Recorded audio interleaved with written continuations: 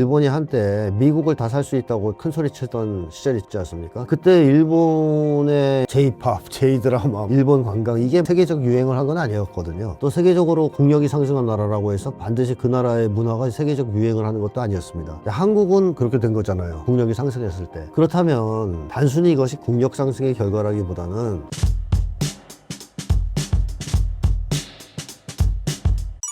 최근 한국이 여러 경제 지표에서 일본을 따라잡거나 앞질렀다는 이야기가 나오고 있는데 일본뿐만 아니라 전 세계적으로 지금 한국의 위치 어떻게 평가하시나요? 선진국 혹은 강대국으로 자리 잡으려는 어떤 역사적 분기점에 서 있다? 이런 평가가 가능할 것 같습니다. 그러니까 우리는 명실상부한 선진국 내지는 강대국 반열에 올라섰다라고 얘기하기엔 좀 힘들지만 거의 근접해서 글로 넘어가려고 하는 그런 문턱에 서 있다? 이런 평가는 가능할 것 같아요. 일단 정치적으로 한국의 민주주의는 세계적으로 자랑할 만한 수준입니다. 뭐 지금은 아마 다들 동의할 겁니다. 미국보다 낫다, 한국이 민주주의 수준이. 미국의 민주주의라는 것이 트럼프의 등장으로 인해서 거의 뭐 작살이 났지 않습니까? 그리고 유럽도 극우 세력 막 난동을 부리고 있고 전 세계가 극우화되고 있어요. 일본도 극우 내각이 들어섰죠. 근데 한국은 그렇지 않습니다. 그래서 이런 점에서 정치적으로도 선진국이라고 할 수 있고요. 경제적으로도 뭐 아까 일본을 거의 따라잡았다는 얘기가 나오듯이 경제적으로도 상당한 선진국 대열에 들어섰다. 그리고 문화도 한류가 세계를 휩쓸고 있는 것을 알 수 있지만 문화 수준도 굉장히 높고 그러니까 여러 면에서 사실 선진국이라고 해도 되지 않냐 하는 얘기를 들을 만한데 한 가지 아쉬운 점은 최대 약점이 하나 있죠. 군사 분야에 자주권이 없다는 겁니다. 전작권을 미국이 갖고 있다는 거예요. 그래서 이재명 대통령이 최근에 전작권 환수 얘기를 계속 꺼내시는데 한국 국력하고 안 맞아요. 한국의 이 정도 국력이면 한국보다 훨씬 국력이 약한 나라들도 군대 통수권은 자기네가 갖고 있거든요. 근데 지구촌에서 유일하게 군대 통수권이 없단 말이에요. 그러니까 요거를 환원해서 돌려받는 거, 환수하는 거, 즉 명실상부하게 군사 분야의 주권을 확립하는 거. 이런 것이 저는 상당히 중요한 지금 과제로 제기되고 있고, 그 다음에 한국이 잘 나가긴 하지만 내부의 불평등 문제가 심각합니다. 그래서 이 내부의 불평등 문제를 해결해서 국민 통합, 사회 통합을 이루는 것도 중요한 과제다. 그래서 이런 과제들을 달성한다면 명실상부하게 저는 선진국 혹은 강대국 대열에 올라설 수 있지 않을까라고 생각합니다. 한국의 빠른 성장 배경으로 보통 기술력이나 정책을 이야기하는데 심리학자 관점에서 본다면 이런 성장을 가능하게 한 또 다른 요인은 무엇이라고 보시나요? 저는 무엇보다 우리주의를 꼽고 싶은데요. 한국인들의 가장 큰 특징인 한국 사람들이 진짜 일 열심히 한다. 이거는 전세계적으로 다 공인된 사실이죠. 물론 요즘의 젊은 세대는 그렇게까지 열심히 일을 안 하지만 기존의 한국인들은 정말 일을 열심히 했죠. 그래서 세계적으로 제일 부지런하다고 소문났던 유대인들도 한국인들 앞에서는 두 손 두 발 다 드는 그 정도의 부지런함을 보이고 성실함을 보였어요. 근데 한국 사람들이 왜 그렇게 열심히 일을 했을까? 거기에는 저는 우리주의가 큰 작용을 했다고 봅니다. 우리 한국 사람들이 민족적 자존심이 굉장히 강한 사람들이에요. 자부심도 크고. 근데 일본에 식민 지배를 당했단 말이죠. 힘이 없어서. 그러니까 그거에 대한 분노, 억울함, 뭐 이런 게 있기 때문에, 야, 우리가 이 창피해서 못 살겠다. 우리가 힘을 좀 키워서 당당하게 일본에도 맞서고 이래야 되지 않겠냐 하는 그런 애국심 같은 게 해방 이후에 저는 상당한 작용을 했다고 봅니다. 그래서 사람들이 아주 국가 부흥을 위해서 애국적 열정을 좀 바쳤다, 초기에. 이런 생각이 들고, 그리고 한국인들의 저력은 우리가 됐을 때 나타나거든요. 우리로 뭉쳤을 때. 우리가 되지 못하고 뿔뿔이 흩어지면 한국인의 장점이 사라집니다. 근데 한국인들은 우리로 뭉치면 아무도 못 먹어요. 근데 이게 어떻게 해서 해방 이후에 강화되었느냐? 전쟁을 겪었음에도. 많은 학자들이 지금은 이제 대부분 인정하지만 토지개혁이 그 중요한 역할을 했다고 봅니다. 해방 이후에 아주 급진적인 개혁 중에 하나였다고 봐야죠. 토지개혁이. 그 초기에 절대 다수의 농민들은 소작농이었고 극소수의 지주가 땅을 다 가지고 있었는데요. 그거를 과감하게 유상몰수, 유상분배 방식으로 그 대신 뭐 이제 어쨌든 농민들한테 상당히 유리한 조건으로 분배를 해줬습니다. 그래서 다 자작농이 돼버렸어요. 그러니까 농민들이 기본적으로 소작농의 처지에서 벗어나서 중산층으로 될 수 있는 가능성이 열린 거고요. 그 다음에 서로의 관계가 평등한 관계로 전환되었죠. 자작농의 관계. 그리고 그 지주 소작 관계는 청산됐습니다. 자, 이런 과정에서 농민들이 자기 땅을 가지게 되고 이러니까 한번 열심히 농사 한번 지어봐야 되겠다. 의욕이 막 불타오르지 않았겠습니까? 그래서 뭐 소 팔고 하면서 자식들 교육도 시켰던 거고요. 그게 한국의 어떤 발전을 이끌어냈다. 요즘엔 많은 학자들이 그에 동의하죠. 그래, 한국이 이렇게 토지개혁을 통해서 사회 통합을 이루고, 사회 통합이 이루어지면 우리성이 강화됩니다. 그럼 한국 사람들은 일 진짜 열심히 합니다. 그 기분 좋으니까. 자, 이게 저는 하나가 이제 원인이 됐다고 보고, 또 하나는 한국인들이 거의 절대 다수가 뭐 나름대로 애국심 이런 거 갖고 있었지만, 그게 좀 부족한 사람들일지라도 한국인들은 가족에 대한 사랑만큼은 대단했어요. 뜨거웠어요. 그래서 영화 국제시장 같은 거 보면 그 아버지가 정말 열심히 일하지 않습니까? 막 독일 가서 탄 캐고, 베트남도 가고, 중동도 가고. 왜 그런 아버지가 그렇게 열심히 일했냐면 자기 혼자 잘 먹고 잘 살려고 그런 게 아니고 가족들을 위해서, 가족들을 부양하기 위해서. 그리고 그거에 대해서 뭐 억울해하거나 그러지 않았어요. 그 아버지는. 말년에까지 이제 어쨌든 마지막 장면을 보면 돌아가신 아버지가 나타나서 수고했다는 얘기를 해주죠. 그러니까 왜 그런 얘기를 했겠습니까? 가족을 부양하려고 애써서니까 수고했다 그러는 거지. 혼자 잘 먹고 잘 살라고 아둥바둥 됐으면 아버지한테 한 대 맞았겠죠. 자, 그래서 한국인들은 그런 뜨거운 가족애가 있어요. 가족에 대한 사랑. 그래서 가족을 위해서라면 뭐 아낌없이 희생하고 헌신하는 그런 모습이 있는데 이게 한국의 사람들이 일을 많이 열심히 하게 만드는 또 중요한 원인이었다라고 볼 수 있는데요.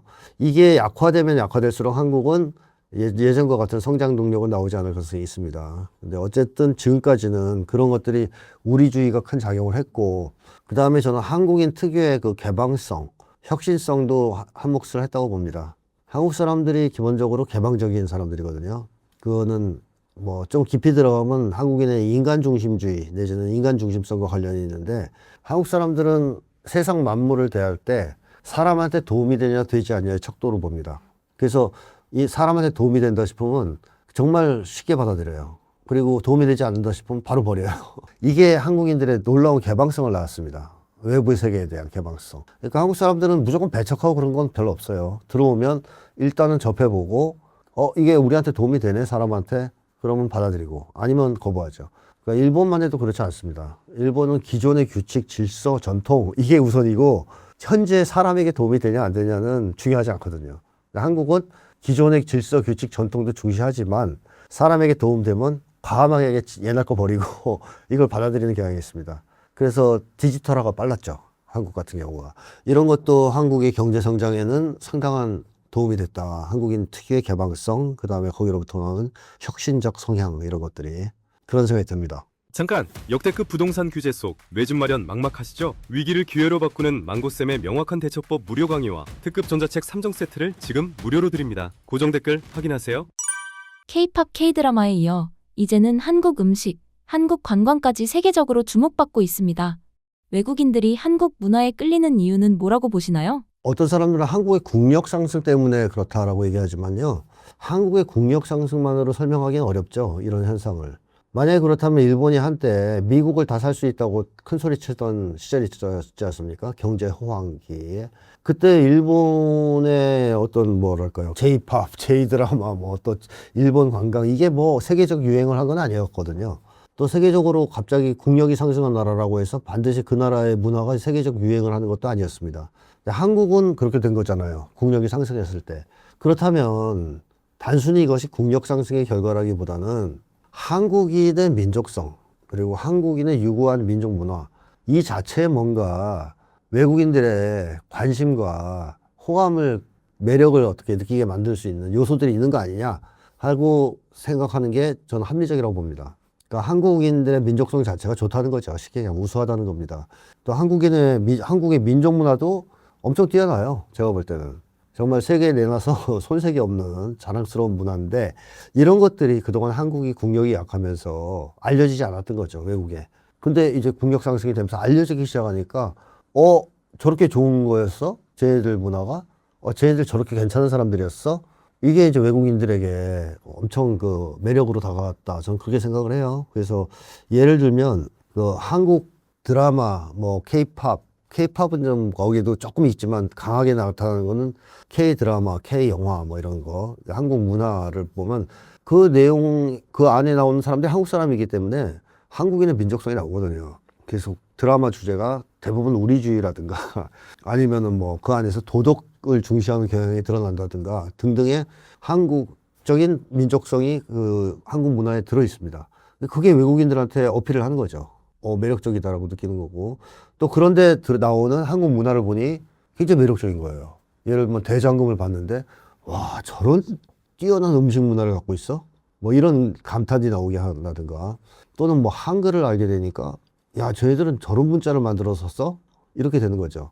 그러니까 한국에 갖고 있는 게 후졌으면 별로 좋지 않았으면 알려줘도 아마 큰 반응은 별로 없었을 건데, 워낙 우리가 가지고 있던 전통 문화 또는 한국의 민족 문화가 뛰어났기 때문에 한국 외국인들한테 그게 자꾸 알려지면 알려질수록 외국 사람들한테 관심을 받는 것이다. 전 그런 생각이 들어요.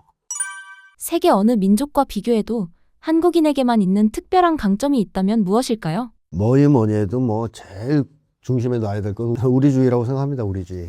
저는 한국인은 우리라는 한 단어로 특징 지을 수 있다고까지 얘기하는데요.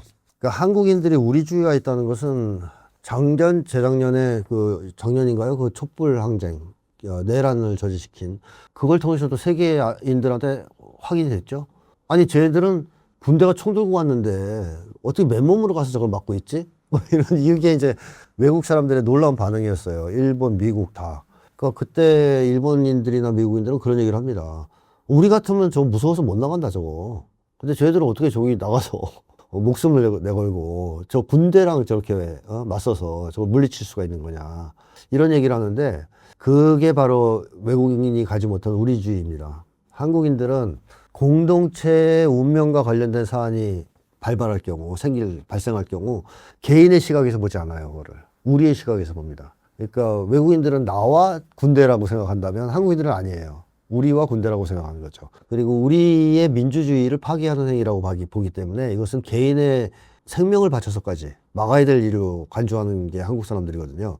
그러다 보니까 한국 사람들은 국난이 닥칠 때마다 놀라운 그 단결력을 보여주고 응집력을 보여주고 또 위기 극복 능력을 보여줬죠. 뭐 월드컵 응원 문화에서만 나온 게 아니고 IMF 경제 위기가 발생했을 때 금모으기 운동을 한 나라, 지구촌에서 유일하게.